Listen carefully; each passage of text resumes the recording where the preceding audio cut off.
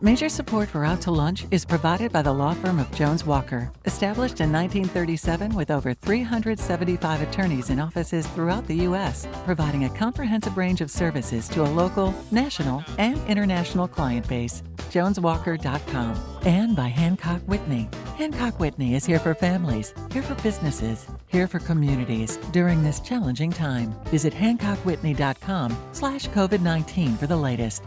And by Short & Associates, legal recruiters in Louisiana and Texas. From across Louisiana, we're out to lunch with Peter Raschuti, Stephanie Riegel, and Christian Mader. Peter Raschuti is Tulane University's Freeman School of Business Professor of Finance. Stephanie Riegel is editor of the Baton Rouge Business Report. Christian Mader is publisher and editor of The Current. It's business, Louisiana style. Hi, and welcome to Out to Lunch, Louisiana. I'm Christian Mader in Lafayette. I'm Peter Raschuti in New Orleans. And I'm Stephanie Riegel in Baton Rouge. As we continue to navigate the fallout from the COVID-19 pandemic, Peter, Christian, and I are taking a weekly statewide look at what's happening in the world of business and finance. The pandemic has forced us to confront a number of economic issues that were due for examination, and one of them is the rental market. Even without the added stress of reduced pay or a lost job, renting can be a strained relationship for both landlord and tenant. Marco Nelson has come up with an app that goes some way toward improving that relationship. It's called RentCheck. Marco launched RentCheck in 2019, and it's already being used in all 50 states. Marco is going to be joining us in just a few minutes. But first, beef. Dr. Shannon Gonsolin's family has been raising cattle in south central Louisiana since 1770. Yes, I did say 1770. It wasn't till 236 years later, in 2006, that Gonsolin land and cattle officially switched to producing fully grass-fed cows with no hormones or processed grains. Dr. Shannon Gonsolin, welcome to Out to Lunch. Thank you. Hey, so Dr. Gonsolin, the first thing that comes to mind is I understand that you guys started seeing actually like orders back up for your products earlier in the pandemic. So the first question I'm curious about is, has that really kept going? I mean, have consumers continued lining up for your product since May? They have, and it's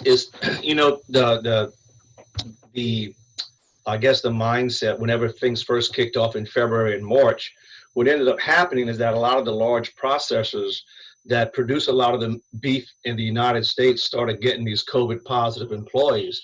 So they had to start shutting down their facilities. Well, whenever you only have three major companies handling 80% of the beef capacity in the US, if you have one or two of those guys shut down, it's a dramatic effect. So what ended up happening is that you started to see a lot less beef on the supermarket shelves. I think people kind of got into a little panic about trying to get some beef, and we always could and always have been offering clients to buy quarters, halves, and whole sides of beef. And for the most part, that's kind of been a little small part of our business. But since the pandemic, I mean, we can't keep up with those orders, and people are starting to maybe realize or know it's available, one thing. And it's the cheapest route out is to buy that, and they can stock their freezer for a whole year. So we've been getting a lot of orders, and unfortunately, which is good, those have been backed up because the processors that we do business with locally are in the same boat. They're jammed up with everybody trying to get local product in their freezer. So they're getting jammed up pretty hard too. Actually, we just opened a processing facility yesterday in Abbeville to take care of our own animals, own clients, and to offer another avenue to get animals processed here in South Louisiana. Dr. Shannon, give us a sense of just how big your operation is, how big it was before the pandemic, and how big it is now, just in terms of the amount of meat you're producing and getting to market. Before we were a relatively small operation. When you look at the numbers, we're small and we're big, I guess. We process about 40 animals a month, which 40 animals a month is not a big number when you're talking amount of beef in the U.S., but 40 animals for a small producer is pretty big. So we were doing that before. And during the pandemic, we also became a customer of Rouse's supermarkets.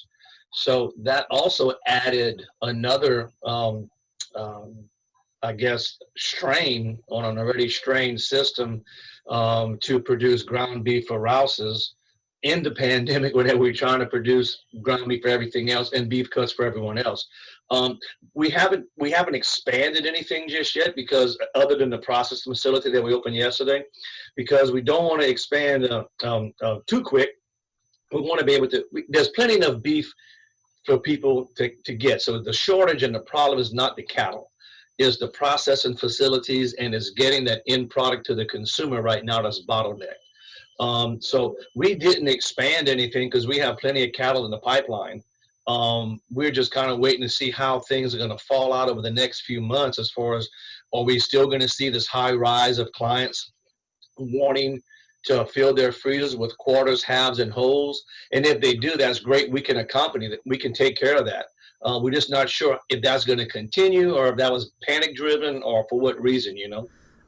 This is Peter, Doctor. I just wanted to ask you about, you're selling big pieces of meat there. Do you also sell to the retail trade? I mean, I have a very small Weber. I can't imagine putting an entire cow on the grill.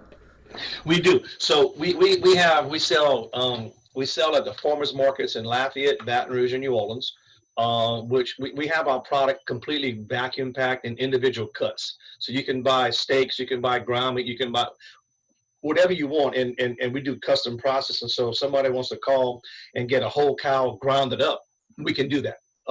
So whatever they want to get done to fill their freezer, we can make it happen. So you're right, so people can buy quarters, halves, and wholes, but that's just one part of it. We also have a meat market at our ranch that we sell at.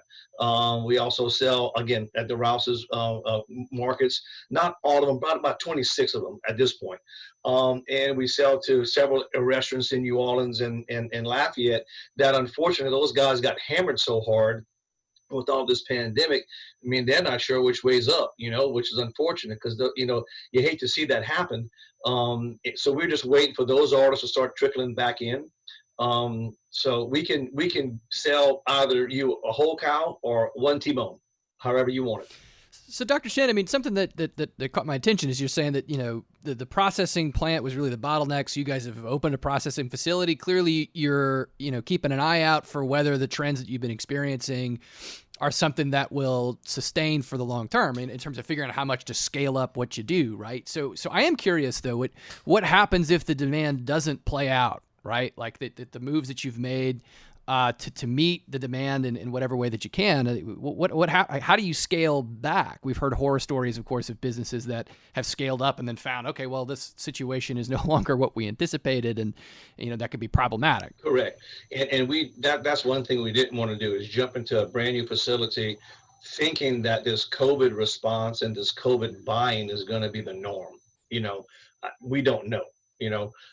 So what we're doing with the process facility is also offering to process other people's animals. So it's not just our own, but if Mr. Boudreaux down the road has a calf, he wants to get processed, hey, bring it, we can take care of it for you also. So it's not going to be just our product that we could be running through the process facility. We're going to try to open it up to anybody who might need that. That you're talking about deer hunters too. A lot of guys, what's happening, we see. And it's interesting. We kind of see almost a circle. Our grass-fed business and our model is nothing more than just going back to the basics. And you see kind of a circle. There's a lot of people who buy our product and look and say, man, that's the way grandma used to do it, or that's the way my mama used to do it. As far as, the beef taste and the texture and everything. And I think we're seeing it also. I'm hoping this COVID thing started a little revolution to where we start seeing more people going back and buying these quarters, halves, and wholes and getting them to their freezers and doing it that way, because you cut out a lot of waste. And you cut out a lot of undue costs, and you can. I think it's a better way of doing it. Of course, you're never going to take away the feedlots, and we're never going to take away the capacity that is needed worldwide to produce a protein like beef. So we're not trying to come in and change the world. We're just offering. There's a Ford out there. We're offering a Chevy. That's kind of what I tell clients. We're not trying to be the biggest producer in the world or anything like that. We're just trying to fill a little niche. But I think we're starting to see a lot of people that are wanting to go back. A lot of clients who look at our product want to know when it's produced, how it's raised. They have a lot of questions, and we try to answer all those questions for them as much as we can. We have a much more educated consumer out there in the 25 to say 35 euro group.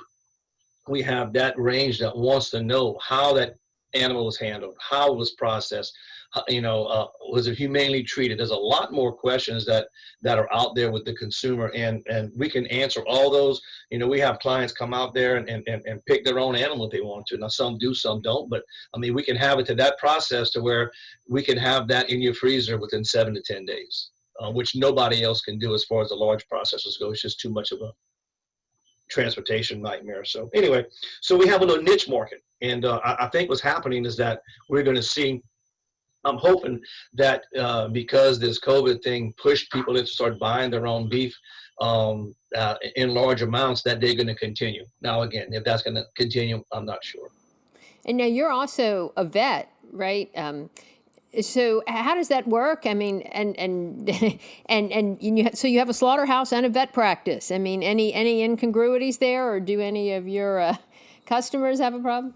No, it's all good. It's all good. I work 2 days at the clinic and 3 days on the ranch. That's kind of how my schedule is right now, So no, and through my veterinary career, I met a lot of producers.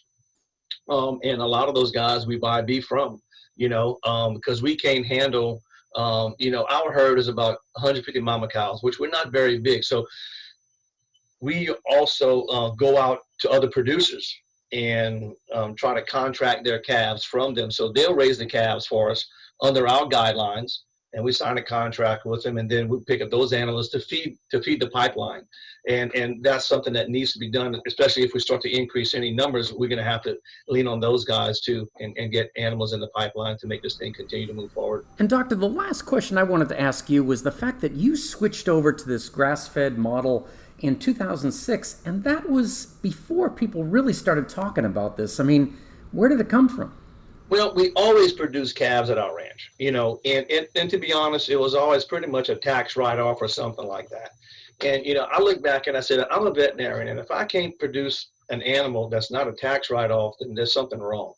So we looked at different models back then, and back then, organic was just starting to kind of get circulating. Natural was being tossed around, but there was no one regulating what you could do. So you could call yourself Jim Smith Organic and sell organic eggs for $10 a dozen. There was no one regulating yourself.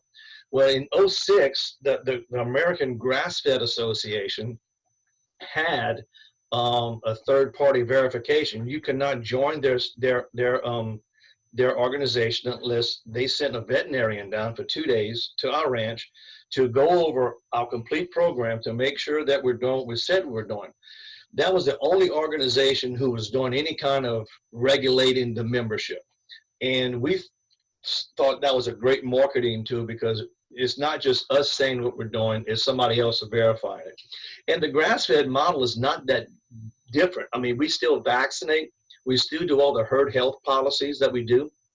The only 3 things we don't do is give them processed feed. We don't give them any antibiotics to grow. Hormones to grow. And if they get sick and they require antibiotics, we treat them, but we don't run them through our pipeline. So our herd health program is pretty doggone good, so we don't get very many sick animals.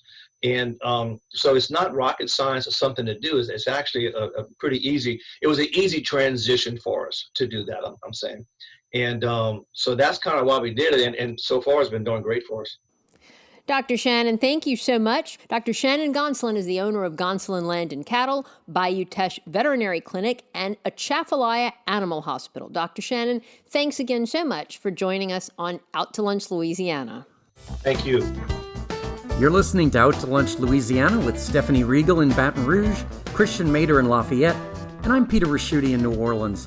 If you've ever rented an apartment or an office, you'll have gone through the usually upbeat experience of moving in and the typically much more painful process of moving out.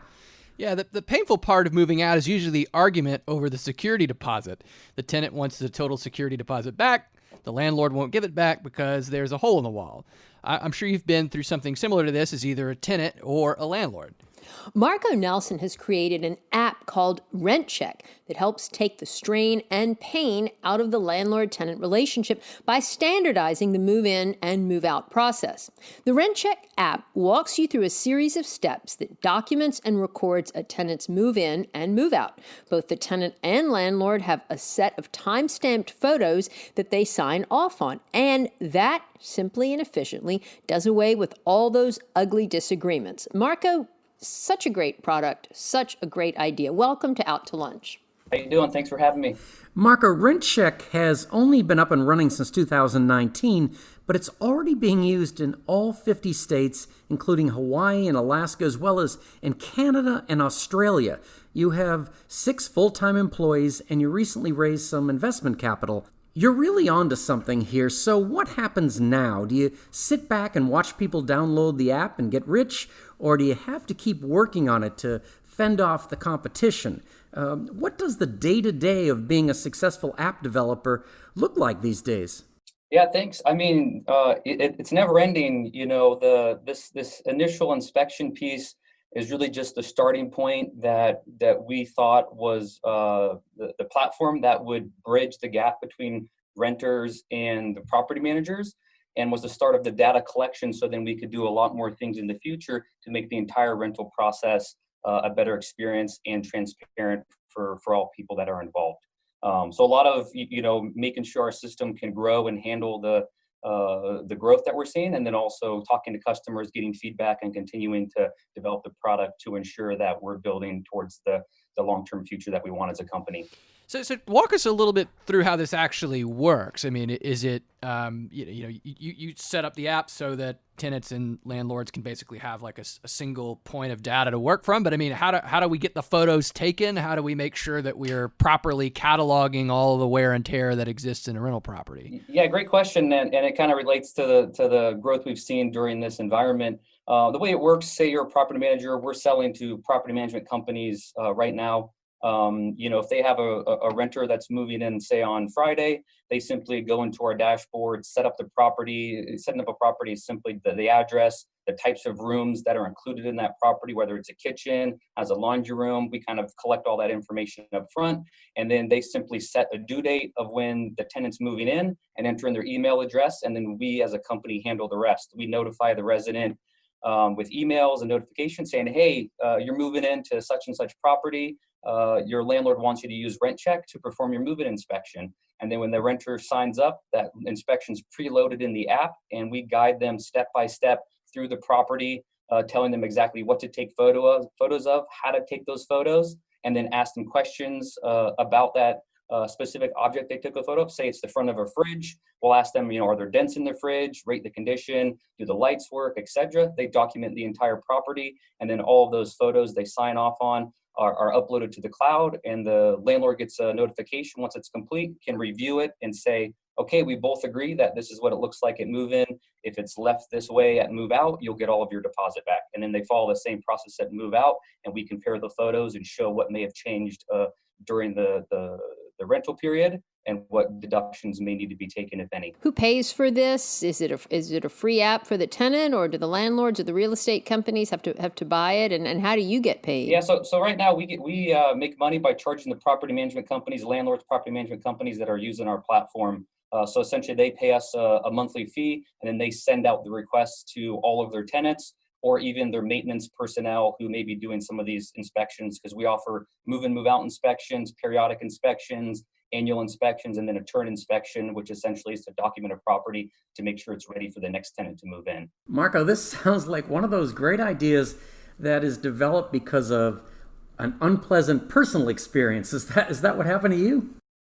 Partially, yes. I was during my naval career, I had purchased properties because I moved a lot across the country and became a property manager And so I started to feel the pain points around arguing with tenants of mine, or when I rented, and then lots of friends of mine, had bad experiences. And then when I decided to go back to Tulane to get an MBA, I was pitching the idea to classmates, and that's when I bumped into my co-founder Lydia, who was doing her JD MBA at Tulane, and she was in the process of suing her landlord. And so we both kind of bonded over that and decided to figure out, okay, how can we kind of build something that sits between both the property managers and the tenants to find a solution that works for both parties.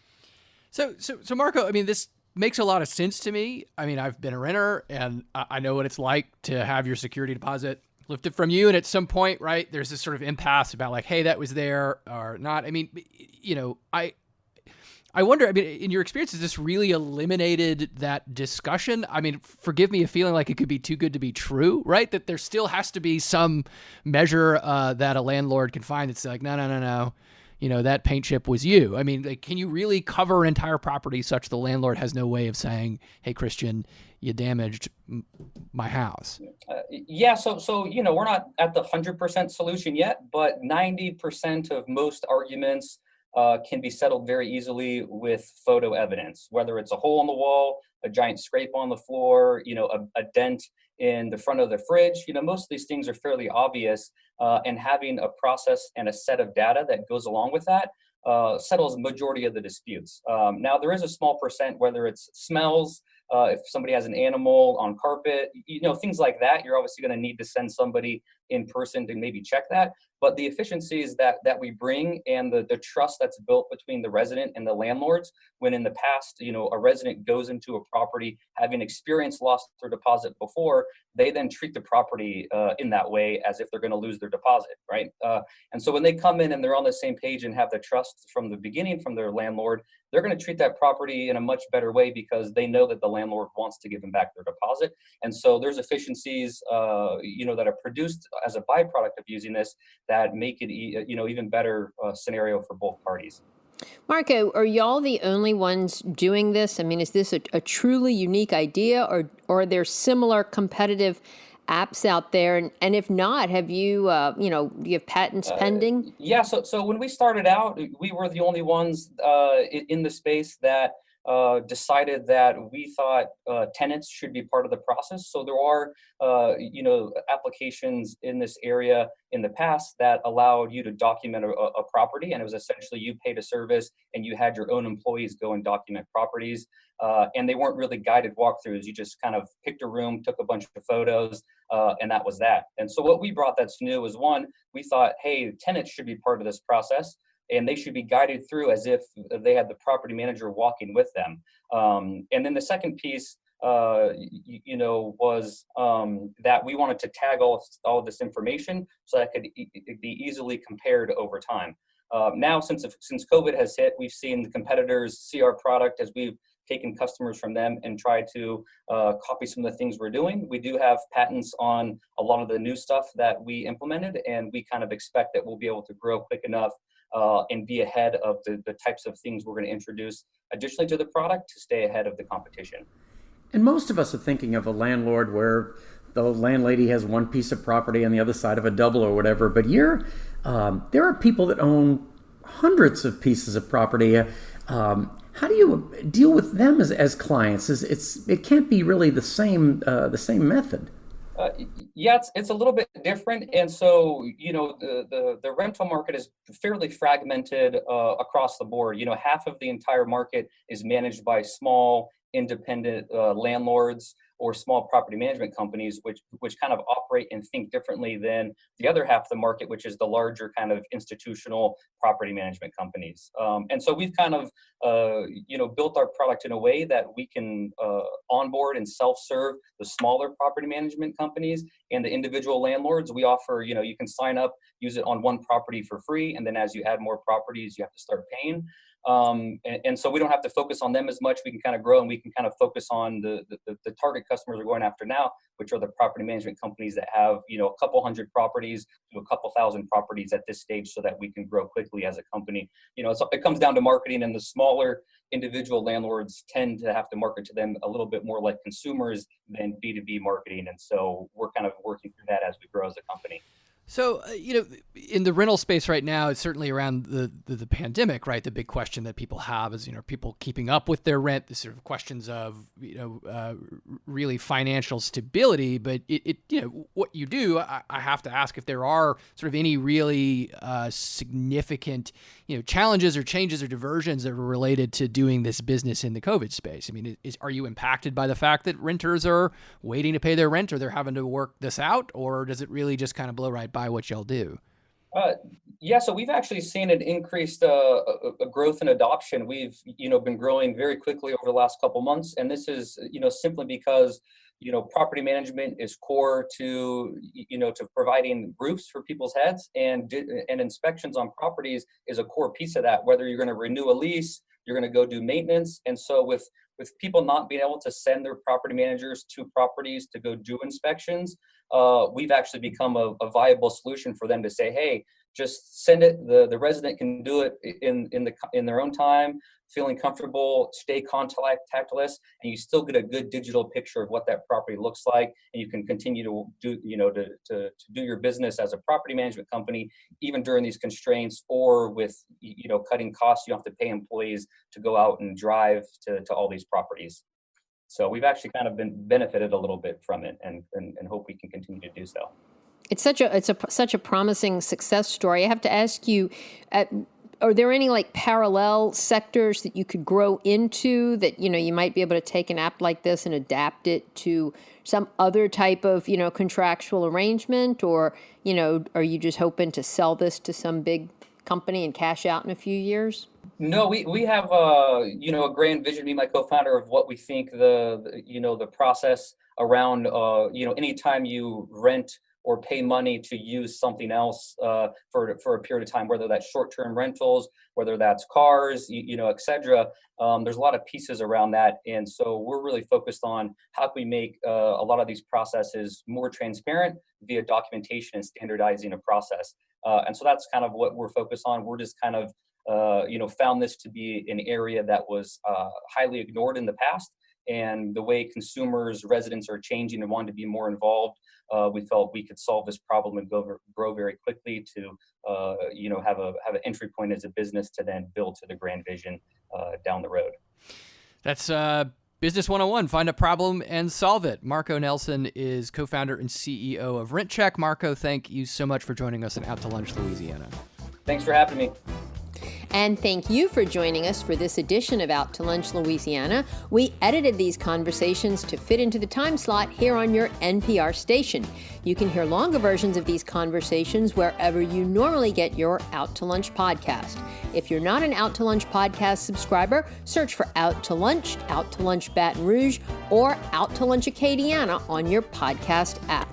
At some point, we're going to go back to hosting Out to Lunch around the lunch table, but for right now, Commander's Palace in New Orleans is closed. But you can have a range of ready-to-cook items shipped from Commander's Kitchen to yours, anywhere, nationwide. Information is at goldbelly.com. Our Lafayette Out to Lunch restaurant, The French Press, is open at 50% capacity, and you can get delivery through Waiter or Grubhub. In Baton Rouge, Mansur's on the Boulevard is open. They have 50% occupancy, and you can get pickup. Out to Lunch, Louisiana is a production of INO Broadcasting. The producer of our show is Grant Morris. Our technical director is Eric Merle. And photos from this show on our website and social media are taken by Jill LaFleur. I'm Peter Raschuti in New Orleans. I'm Christian Mader in Lafayette. And I'm Stephanie Riegel in Baton Rouge. Thanks for joining us today. We'll see you back here next week for more Out to Lunch, Louisiana. Major support for Out to Lunch is provided by the law firm of Jones Walker, established in 1937 with over 375 attorneys in offices throughout the U.S., providing a comprehensive range of services to a local, national, and international client base. JonesWalker.com. And by Hancock Whitney. Hancock Whitney is here for families, here for businesses, here for communities during this challenging time. Visit HancockWhitney.com/COVID-19 for the latest. And by Short & Associates, legal recruiters in Louisiana and Texas. Mitchell Foreman wrote and performs all the music on Out to Lunch. You can hear Mitchell's music anywhere great jazz is sold or streamed, and at MitchellForeman.com.